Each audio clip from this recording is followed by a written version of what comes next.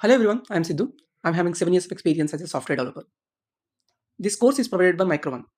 If you don't know Micro1 yet, Micro1 has world-class software engineers. The platform is powered by AI. At Micro1, they connect the best software developers in the world with top companies. They have robust interview process and compliance process that makes the hiring breeze. Today's topic is fine-tuning. In this session, we will discuss about fine-tuning, how to create vector embeddings, how to store these vector embedding into remote vector store named Pinecone. I will show you some tools like Google Colab as well as Jupyter to run these commands. Let's understand what is Google Colab Jupyter Notebook. In this entire video series, we are using Python as a programming language. Why Python? Python has a simple and readable syntax, thus making it beginner-friendly language. The seamless integration that Python provides makes it AI development easier.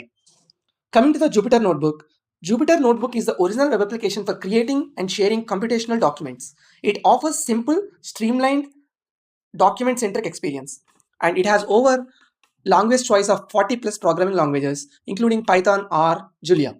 You can write code by directly opening VS Code, and you can write the Python code as well. As this is a video series, I'm explaining every code snippet to everyone. I'm using Jupyter Notebook, and I can save this file. I can share with everyone. You can directly try it in the browser by clicking on this try in browser, or you can install the notebook in your local. I personally installed it in my local by running pip install notebook, and I ran Jupyter Notebook. Let me run the server. I'm opening my terminal and running Jupyter Notebook. So it actually starts the server and it runs on a port number 8888. And this is completely our directory of our root. And you can create any notebook from anywhere. For example, this is the root directory. So if I'm clicking on the new notebook, it creates a new notebook over here, and I'm selecting Python 3 as a kernel. So that this is a Python kernel. And if I'm using Python programming language, that syntax, if I use it, it executes it.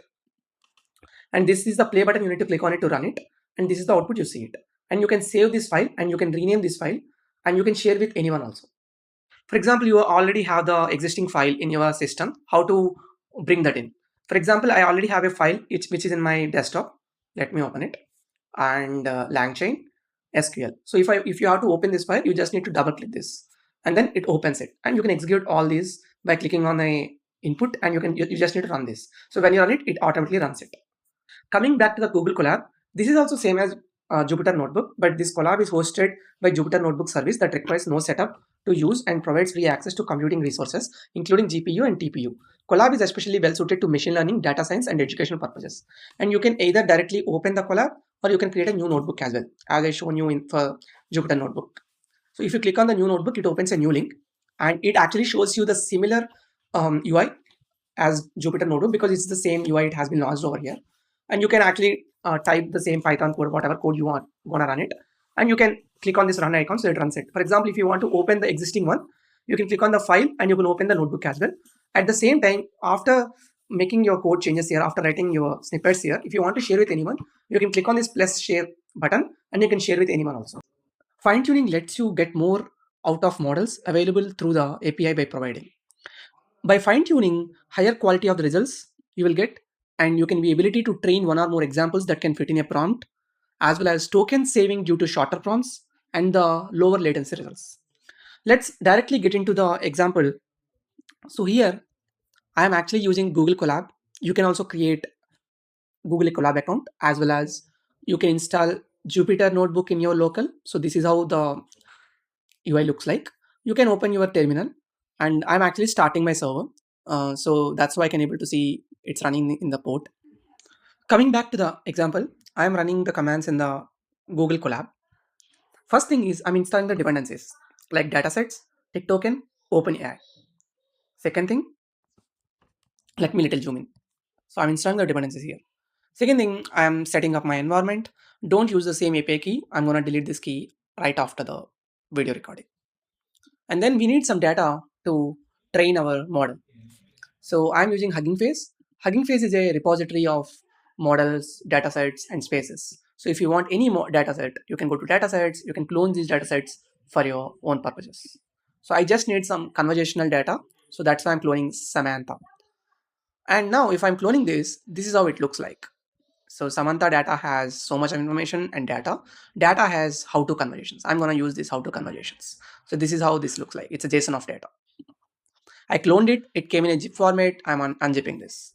Once unzipping happens, I'm going to import all these whatever installed. Like I want JSON, I want OS, tick token, I want NumPy as well, and I want collections. I imported. And then I actually made this data path as how to conversations. And then here, if you see now, I loaded the data.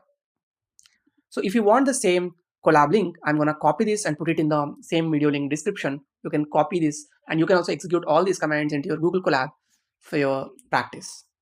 And then if you want to see your JSON dataset, you can see JSON dataset of 0. This variable contains a single tuple. Okay. And then what happens here is the models or the fine-tuning models, whatever I'm going to use, they're actually chart-based models. So we need to send system content, user content like this. That's why I'm converting all these how-to conversations into role and content. So for this, I have written this conversation method, which I'm executing this. So which converts this into array of role, user, assistants. Once we convert it into the conversation role and content, we just need to save the data into JSON-L format. We are saving training data as well as validation data as well.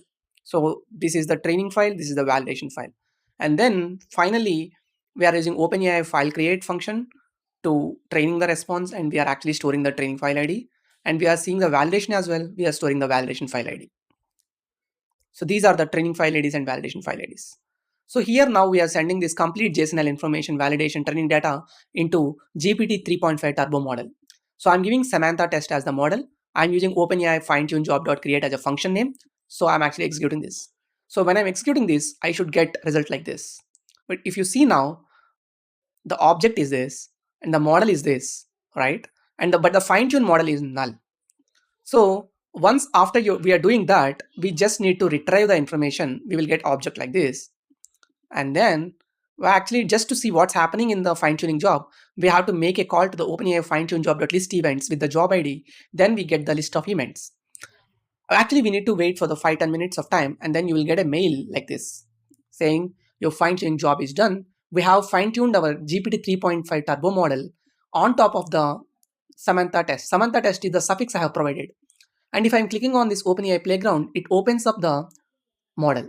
So this is the chart-based models, right? That's why system, user, our prompt, this is the structure it is following. This is our own model right now. Now, if we have to test our model.